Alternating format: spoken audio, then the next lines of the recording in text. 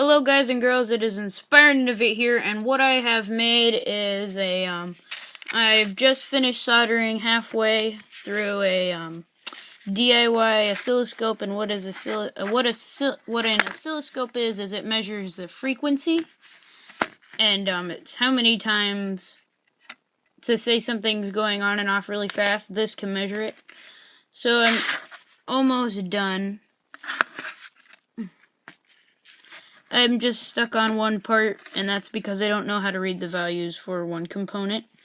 But yeah, it looks pretty good. Yeah, remember to like, subscribe, and comment, and peace!